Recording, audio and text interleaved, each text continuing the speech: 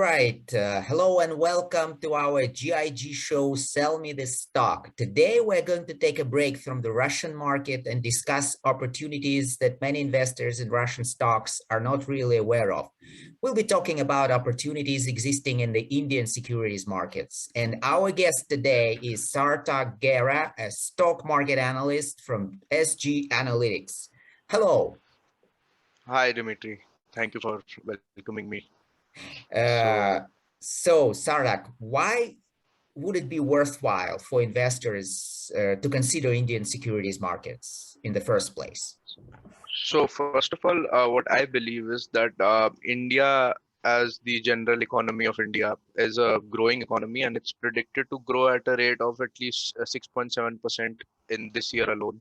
So as we all know that stock markets, they may mirror the economy. So since the economy is poised towards going at great growth levels, I think the stock market in general will also grow. And we have very good market regulators known as SEBI, Securities and Exchange Board of India. It is a very tight regulator, so there are very less default companies or any frauds that happen in the market.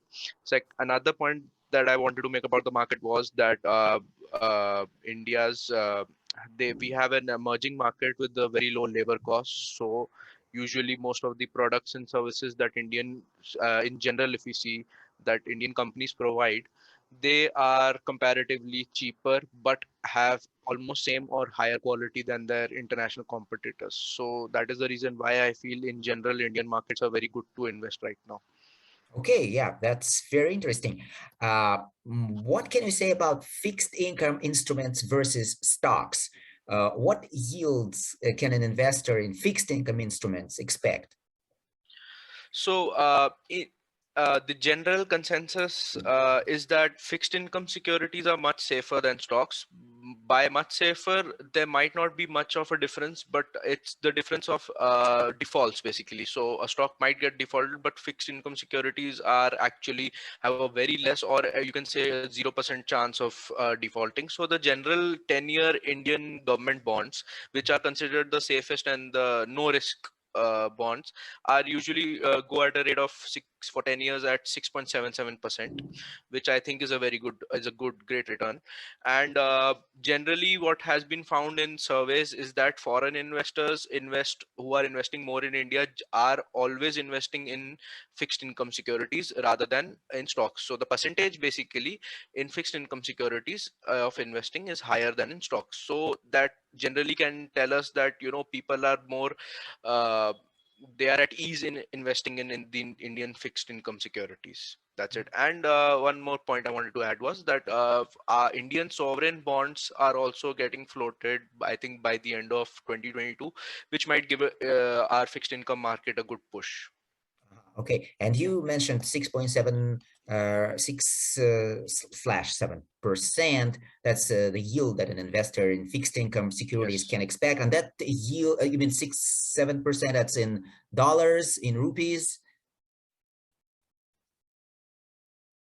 I mean, in which currency? That's in rupees, yeah. In rupees, That's in yes. rupees. Okay, In okay. Indian currency, INR. Uh-huh. It's in INR. Oh, Yeah, yeah. right. So we can convert it basically. Uh-huh. Okay, okay. And what strategy would you recommend for those who are interested more in investing in fixed income instruments, in bonds? I mean, should they invest in government bonds or corporate bonds? So,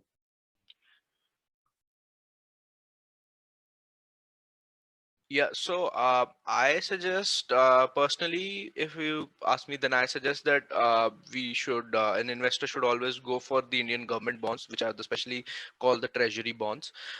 They are the safest in the country, and as our government is taking up new projects like railway projects, and it is a quite booming market. So they are issuing a lot of bonds in return for that, as well as there are a lot of government bank bonds, and the government banks are actually really stable in the country. They are state backed banks, and they have a very good reputation as well as a very good track record.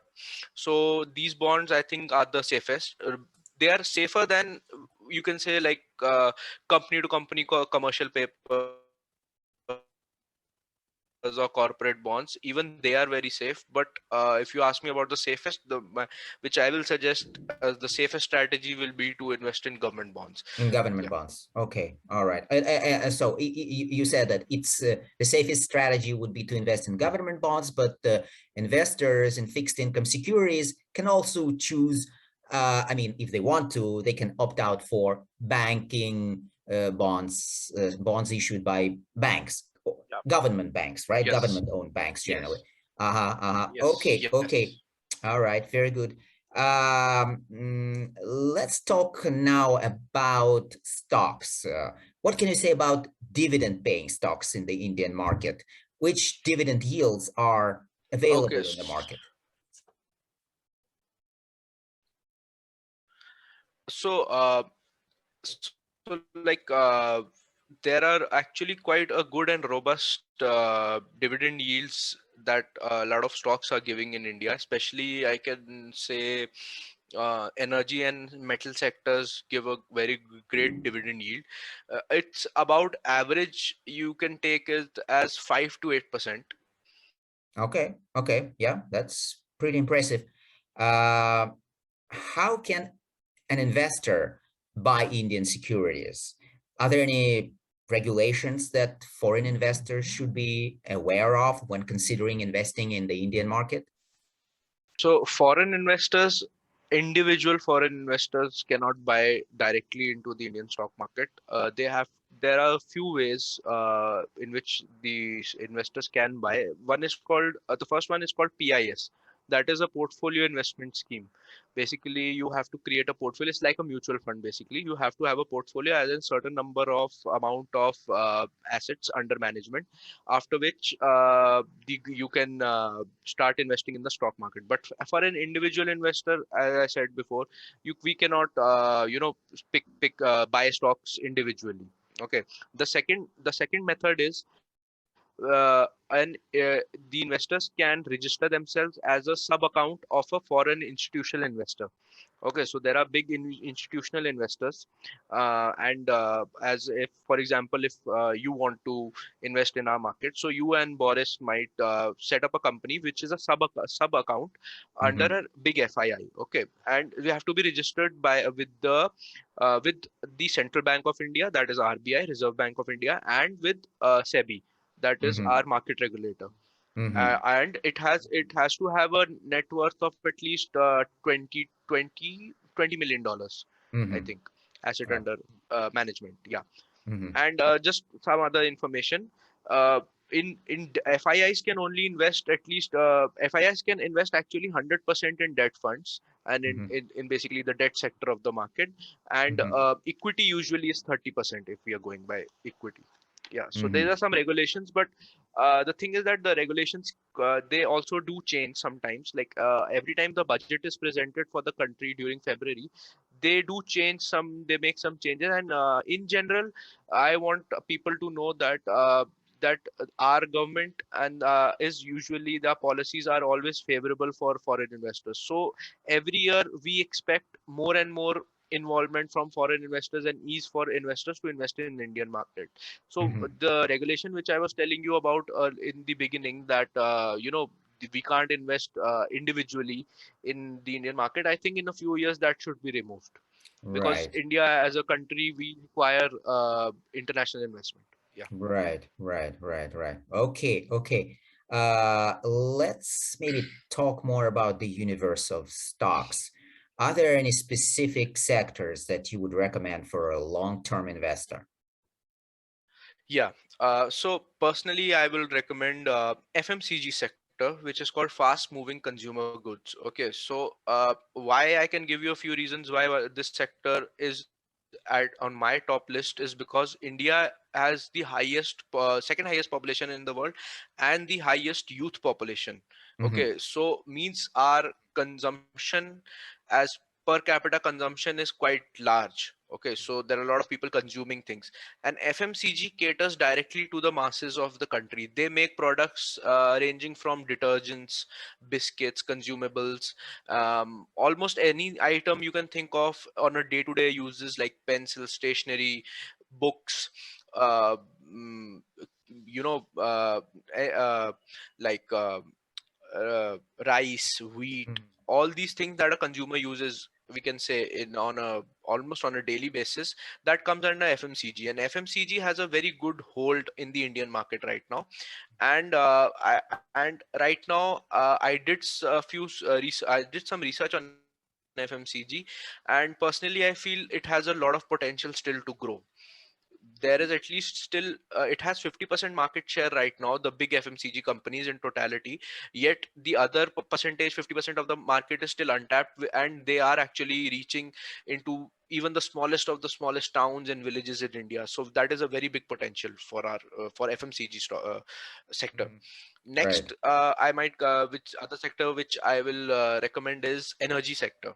Mhm. So energy is being given a big push in India, and the same reason I am talking about, I have selected energy as the same reason, because of population and consumption. So as the years go by, population is increasing, and we need more energy, in form of whatever, in form of electricity, or in the form of major, I think major percentage goes to electricity. Uh-huh. So energy sector, like energy trading companies, companies which trade in electricity, set the bills for electricity, energy power generation companies, are doing very well. And one another thing to support my claim is, we can see the pandemic. So when COVID hit, only two sectors, I think, actually only one sector, the only one sector, I'm coming back to FMCG, sorry, but the only sector that was not impacted as much as other sectors was FMCG, because those are the goods that whatever happens, people have to use it. The supply, the demand, the supply might reduce a bit, but in the long term time horizon of more than 5 years or 10 years, I don't think FMCG is seeing any kind of downtrend. Mhm. Yeah. Oh, okay. So So another sector. right. Okay. Yeah. So you bet on No, no, continue. FMCG. Just wanted actually basically kind of to maybe touch upon the pharma sector, pharmaceuticals, because I know pharmaceuticals actually are a big deal actually Yeah. in Yeah. India. So what Yeah. can you Yeah. say about that? Pharma, I was the third sector I was coming to was pharmaceuticals, CDOs, that is contract development organizations, CMOs, contract manufacturing organizations. These have been given are actually highly booming sector in India. I personally have am in favor for the big pharma companies in India. So just a bit of information about pharma in India is that India has a large capacity and capital expansion for making generic drugs. And the generic drugs they don't only sell in India, they also sell it to USA. And Hmm. so big companies like Cipla and Loris and Lupin and Sun Pharmaceuticals, they have their major market in US. So that is one part of the pharma sector which is booming. The other sector is small research organizations. They are individual labs or small companies that focus only on first or second stages of, for example, vaccines. They make Right. basic chemicals and APIs. So that is also growing in India at a very good pace. And the COVID pandemic actually has one of the only industries that was given a push was the CDO and CMO and CRO industries, which actually come under pharmaceuticals only. Hmm. So I think pharma actually has a very, very bright future for a Okay. country. Yeah. Okay. Yeah. Very interesting. Uh, what about I mean, valuations for the stocks? Like, I mean, how are they valued? I mean, the Indian stocks versus international peers.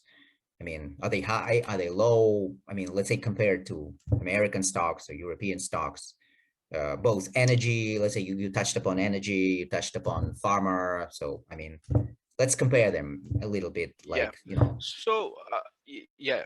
So what I basically feel is that American markets and European markets, I would put them in a category of matured markets. Means they have already like, for example, if you just take the valuations of the top 5 companies of US stock market, basically all the big tech companies, it comes out to be more than the GDPs of a lot of Right, Asian countries, right?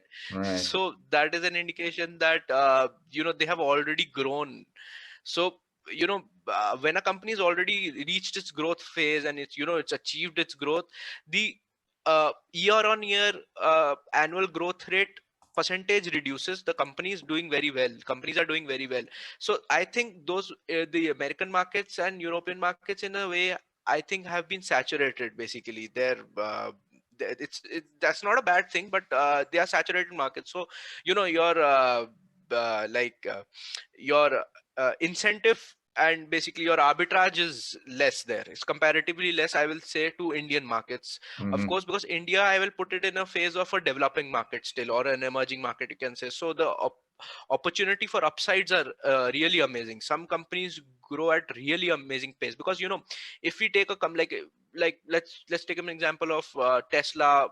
Few years like 10 years back. Okay, so 10 years back, if I had put, no, if I put in Google or any tech companies in when they were starting, so Hmm. right now, obviously, I would have got a very high return.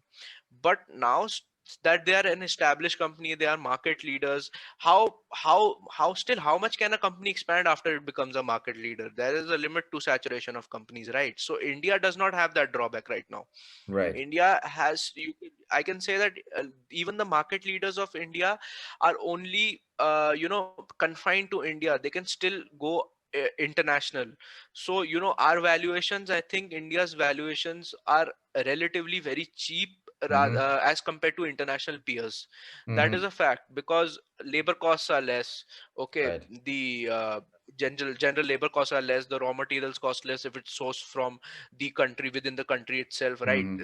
They are cheap. So basically, profit margins are good, and actually they're really good, one of the best in the world. So tax rates might be a bit high, but Hmm. there are a lot of ways to get tax incentives and you know subsidies as well. So I think in general, I'll if you ask me personally, then I will value the Indian stock market in general, so the companies and the sectors, to be less right now undervalued than the international peers. So there's a great potential for upside. Yeah. Right, right. So they are undervalued relative to international peers, but they have a lot Yes. more growth opportunities. So sounds like a very interesting Yeah, they investment. do.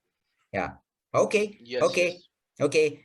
Thank you for today's discussion. It was very interesting. And see you next time. Thank you, Bye Dimitri. bye. Just Bye bye. Bye, Dimitri. See you next time.